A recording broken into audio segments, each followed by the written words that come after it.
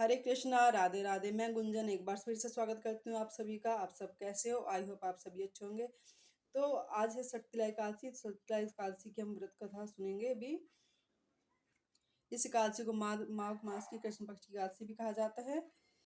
एक समय दालवे ऋषि ने पुलस्त्य ऋषि से पूछा कि हे महाराज, पृथ्वी लोक में मनुष्य ब्रह्मा इत्यादि महान पाप करते हैं, प्राय धन की चोरी तथा दूसरों की उन्नति देखकर ईर्ष्या करते हैं, साथ ही अनेक प्रकार के वे व्यसनों में फंसे रहते हैं, फिर भी उनको नर्क प्राप्त नहीं होता। इसका क्या कारण है? वे न जाने कौन सा दान पुण्य करते हैं जिससे उनके पाप नष्ट हो जाते हैं। सब कृपा पूर्वक आप कहिए।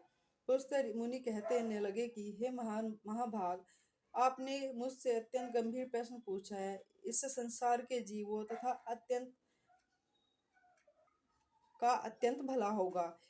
इस भेद को ब्रह्मा विष्णु तथा रुद्र इंद्र आदि भी नहीं जानते, परंतु मैं उनको यह गुप्त तत्व अवश्य बताऊंगा। उन्होंने कहा कि माघ मास लगते ही मनुष्य को स्नान आदि करके शुद्ध रहना चाहिए, इंद्रियों को वश में करके काम को लोभ मोह अहंकार ईर्ष्या तथा द्वेष आदि का त्याग कर भगवान का स्मरण करना चाहिए। पुष्य नक्षत्र में गोबर कपास तिल मिलाकर उनके कंडे बनाकर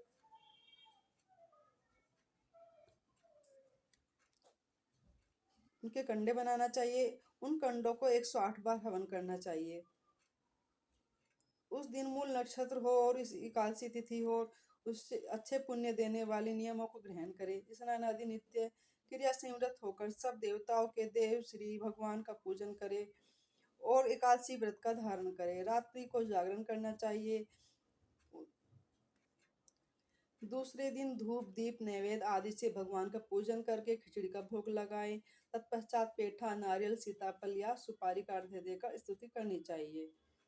हे भगवान, आप दीनों को शरण देने वाले हैं, इस संसार सागर में फंसे हुओं को उद्धार करने वाले हैं। हे पुंडरीकाक्ष, हे विश्व भावन, हे सुब्रमण्यम, हे पूर्वज, हे जगत पे आप लक्ष्मी जी की सहित इस तुच्छ अर्घ्य को ग्रहण करें। इसके पश्चात जल से भरा कुंभ ब्राह्मण को दान करें तथा ब्राह्मण को श्यामा गो और तिल पात्र देना भी उत्तम है।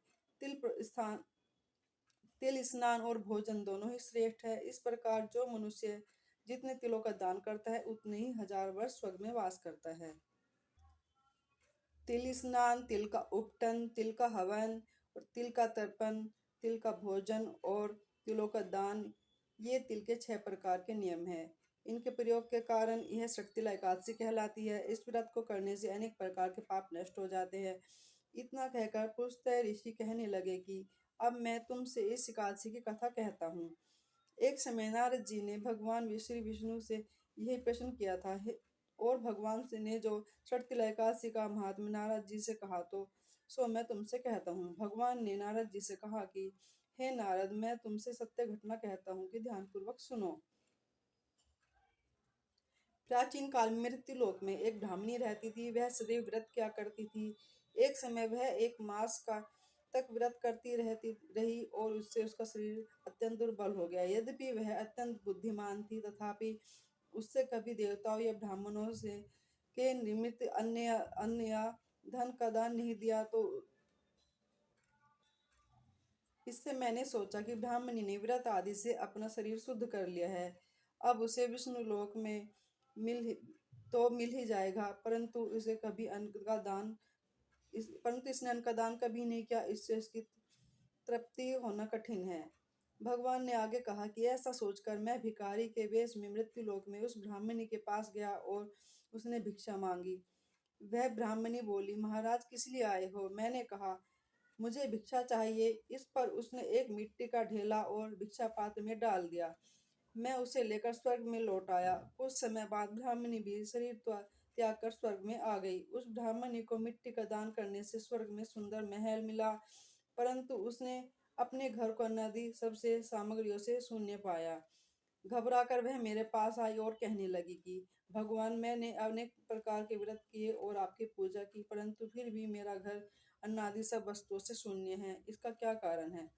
इस पर मैंने कहा कि पहले तुम अपने घर जाओ, देव स्त्रियां आएंगी और तुम्हें देखने के लिए पहले उनसे सटतिला एकादशी का पुण्य और विधि सुन लो। तुम द्वार खोलना। ऐसे वचन सुनकर वह अपने घर गई। तब देव स्त्री आई और द्वार खोलने को कहा तो ब्राह्मणी बोली, आप मुझे देखने आई हो तो सटतिला एकादशी का महात्म्य मुझसे कहो।